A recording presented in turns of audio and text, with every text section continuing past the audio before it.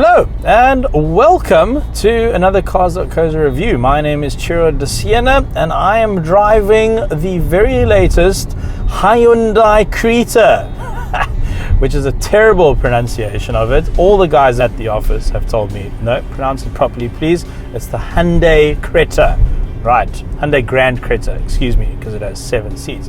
But before we continue, remember that we have the largest selection of new and used cars anywhere online in South Africa on our website right now. The website address is Cars.co.za. How clever is that? We put the address in the brand name. Dream, search, drive. Cars.co.za. Budget insurance. Affordable because you can't afford not to.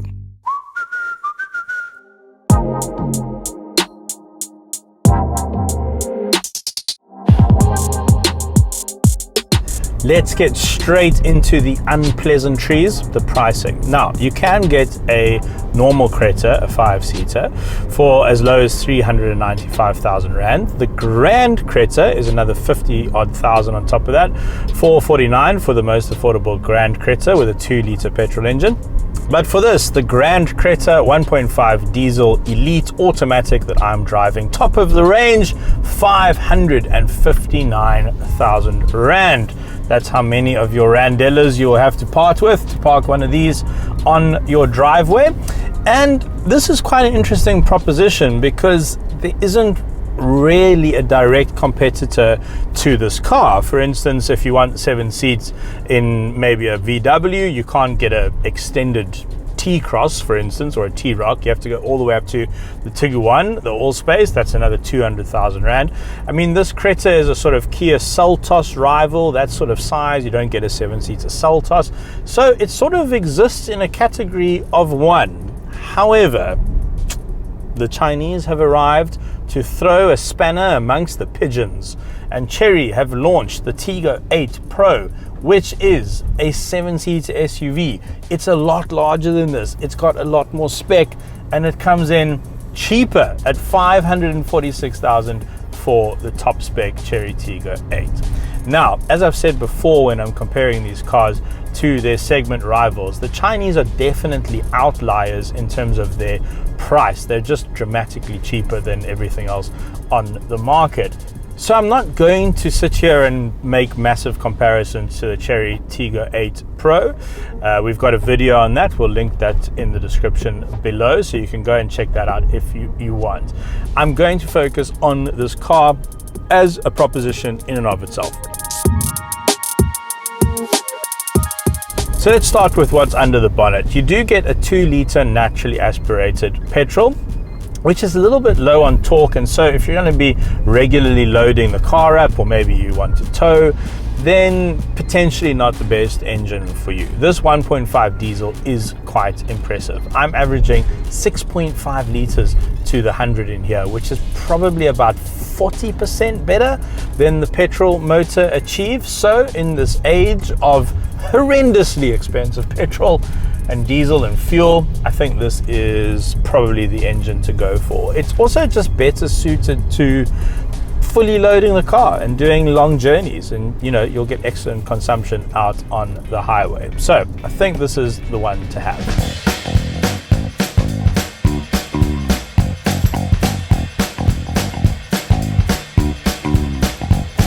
While I do think that this engine is better suited to the Grand Creta, it is a little bit grumbly. You can hear it at idle when you get going. You can hear that sort of familiar diesel clatter coming from the bonnet. Can you hear the engine? It's not so bad, but it's there. It's there. It's a diesel. It's not a deal breaker for me, but just be aware that it is there. The petrol motor is quieter. In terms of power figures, you're looking at less power in the diesel, but a good 30% more torque, and that just makes it a lot more usable in my opinion.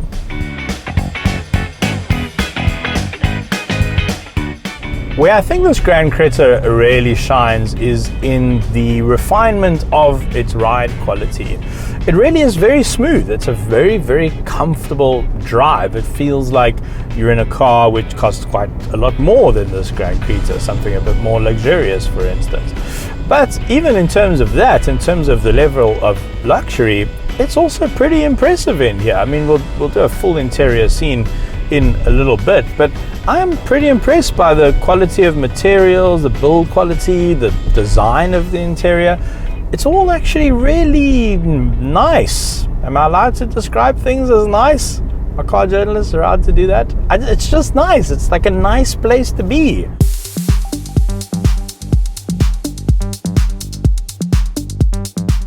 Let's say you've decided between diesel and petrol, you want to go for diesel, and now you're trying to choose between trim levels. There is the Executive Auto and the Elite Auto. The Executive is 509,000, the Elite is 559,000. So 50,000 Rand between them, and what do you get for your money? I think most of that 50,000 comes in the form of this very beautiful panoramic roof, which does open, half of it does open. So I think that's where a lot of your money is going. But you also get ventilated seats, not heated seats, ventilated seats. So it's like a summer pack. It's like the summer option for your backside. Then you get keyless entry and push button start. You also get automatic climate control and a wireless phone charging pad. That's where your 50k is going. The rest of it is included in the executive spec. So if you're not interested in those 5 things I've just mentioned, save yourself 50 grand and go for the executive. I quite like the digital instrument panel. That's nice. That looks very modern. The infotainment system has been upgraded. It used to look quite dated in Hyundais. They've sort of improved it quite a bit, and it does look a lot more modern as well. Now, something to keep in mind, if you spec it with this white and grey interior, it does look quite nice. But when the sun hits this white instrument cluster cover over here, then it reflects onto your windscreen, and it's a little bit distracting. It's actually very distracting. So that's something to keep in mind. There are obviously different trim options for you. Other than that, fairly standard in here, although I do like the overall design. You do get a rear view camera standard and park distance control as well. Now, usually when we do the backseat scene, I go do the boot scene and then I'm done. But this is a 7-seater, so there's another row to get to, which we'll do so in a bit. But passengers in the second row have lots of things to play with. So there is a eating tray, like as if you're in an aeroplane. And then look at this. Bang! Drinks holder shoots out the side. I don't know why that excites me so much. I'm obviously still just a big kid. So I look like a city golf driver. Actually, I'm from Edenvale. I used to drive like that as a youth. I still do, kind of. Little bit of storage space down here and some netting up here. Electric windows all round. You've got a little pilot light up there. And quite a nice feature of the Grand Creta is that, or Creta, sorry, Ashley, is that they all have 6 airbags. So you've got curtain airbags back here protecting the passengers as well. Then to block out the sun, look at that. That's a nice feature. I quite like that. Quite a few places to charge all your things. 1 USB port here, one in the front there in the center stack, but it also has 2 12-volt sockets as well, and then 2 USB ports behind me for the third row of seats. The seats that I'm currently sitting on are also quite flexible. So for instance, you can move the backrest to give the rear passengers a bit more space or to increase your boot space. You can also slide these, they're on rails. So you can also do the same thing, a bit more legroom or a bit more boot space. But I think one place where the Creta is letting itself down, the Grand Creta, is you again just get a lap belt like you do in the Tucson. I think that should have been a 3-point harness. So here is how you get to your third row of seats. There's a little lever over there that pops up and it's sprung loaded. Then you lift this into place by pulling this tab on the back, but that is as far as it will go, and that's all I can do from this side of the car. If I want to push the backrest of the third row of seats further back, I actually have to go in through the boot, which strikes me as being a little bit inconvenient. But let's see how I fit back here. Now, given the size of the car, I would say that these seats are more for children. Wow, that is way too upright. Wait, let me see if I can fix. Oh, okay, there we go. Can I fit?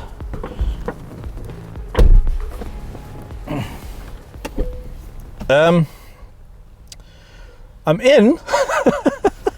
I could probably do a quick trip to the shops, maybe, but yeah, down to Derbs. This would be a bit of a struggle. But for your rear seat passengers, your rearmost passengers, which will most likely be kids, they've got their own climate control, which I think is pretty impressive, and their own USB ports on either side of the car, as well as a drinks holder and a little bit of storage space and proper seat belts. Hello? It's proper seat belt, I promise. And here's how you get out. Push that, the seat flips, and you're a free man or kid. Wow, this is elegant. Hello.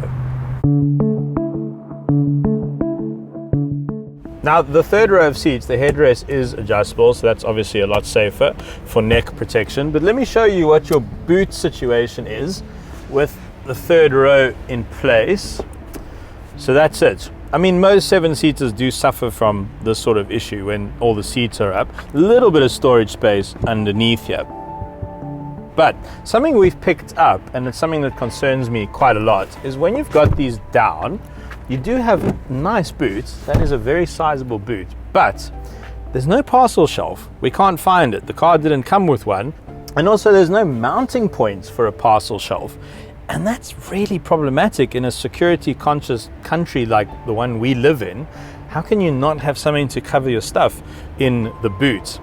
Now you might be asking yourself, where's the spare wheel? There is one. It is underneath the car. Bit of a faff to get to, but it's good that there is one. And I am pretty impressed generally by the boot space when the seats are down. But that parcel shelf, if we're right about it, that's a big issue.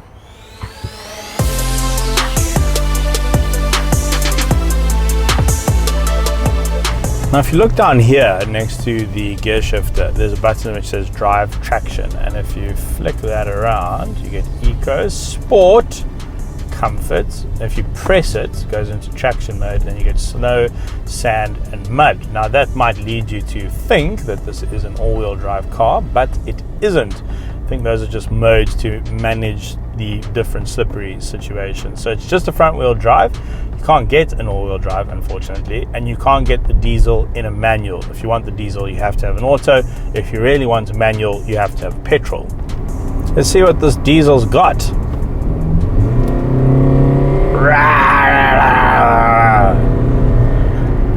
Tops out at about 4,400 RPM. Yeah, that should be good for overtaking.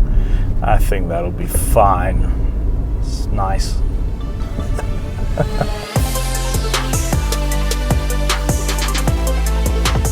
Where I think you get good value with Hyundai is in terms of the warranty. So it's a 7-year warranty, but keep in mind that it's more of a 5+2. So it's a 5-year, 150,000 sort of bumper to bumper warranty, speed bump. But for the final 2 years, you then get what's known as a drivetrain warranty and an extra 50,000 kilometers. So that means that all the bits that make the car go and stop are covered. But for instance, if something happens with the infotainment or a window motor or something like that, then in the final 2 years, it's not covered. The service plan is quite a bit shorter than the warranty, 4 year, 60,000. So at 60,000 or 4 years, you're going to run out of service plan, and then services will be for your own account so that you can maintain your warranty and keep that valid. So that's something to keep in mind. But if you compare that to the Chinese, maybe it is worth making that comparison. The Chery warranty is 5 year, 150,000, and so is the Haval. Now, if you need 7 seats on a budget, a car that might make some more sense than this is the Renault Triber. I mean, look, that is a real budget motoring, and you can get one for under 200,000 Rand, 193,000, which is actually pretty impressive in this current market. If you want something larger than this, then you have to go for something like the Tiguan AllSpace. That starts at 681, so that's a good 120,000 Rand more than this. So this does occupy a fairly curious place in the market. But I know I said earlier that I wasn't going to compare this car to the Chery Tiggo 8, but it's a little bit hard not to, especially since the Tiggo 8 actually undercuts this in terms of price, and the spec level on that car is absolutely incredible. I think another area of the market which may make more sense for families than a car like this is something like the 7-seater Suzuki Ertiga or Toyota Rumion, which is exactly the same car, or the Honda BRV, for instance. Those cars just offer way more space at a significantly better price than this as well. I mean, you can get into an Ertiga. I mean, look, it'll be very basic. There'll be absolutely nothing in there in terms of spec and nice toys, and it's not going to have something like a panoramic roof. But you can get into an Ertiga for under 300,000 Rand, or a Rumion as well, which is almost half this car's price. Another curiosity of this Hyundai for me is that you can get a brand new Hyundai Tucson, sorry, I'll get it right eventually, a car we just reviewed and a car that I was very impressed by, for less than this. You can get an entry-level Tucson for 520. You can get a decent spec Tucson, the second from the bottom, for 569, same price. And then you've got like 10 times more car. Okay, not 10 times more car, but you've got a lot more car for your money, and you're still in the same brand. And yes, you don't get the 7 seats in the Tucson, but you get a Tucson. You don't have a Creta anymore. You've got a Tucson, and you spent the same amount of money. I don't know. That doesn't make an enormous amount of sense for me. So, the more I think about it, the more I look at the rest of the market, I'm not entirely sure how much sense this car makes. I mean, if you really want the ground clearance and you don't want an MPV, then yes, maybe this is an attractive proposition. But I think for families, there are more practical and more affordable options. Right, thanks very much for watching. We are approaching very quickly our 600th video. Yep, nearly 600 videos on the channel. Hey, there's a Suzuki Ertiga right on cue. So go check it out. All the cars that I've mentioned in this video, well, most of them, we have reviews on the channel. So if you're doing your car shopping at the moment, you don't need to go much further than Cars.co.za. If we don't have a video review, we'll have a written review on the site. Okay, I'm out of here. I'm off to, I don't know, probably go edit another video or something. That's all I really do. Shoot and edit, shoot and edit. Okay, bye. Do you like clothes? I do. This is available right now on our Sentimental shop. Just go to Cars.co.za/shop or look for the description in the link below. See what I did there, just trying to catch you out. And we've got tons of exclusive merchandise which is designed and made exclusively for our store. I said exclusive twice because it's very exclusive. Also hats. Budget insurance. Affordable because you can't afford not to. Cars.co.za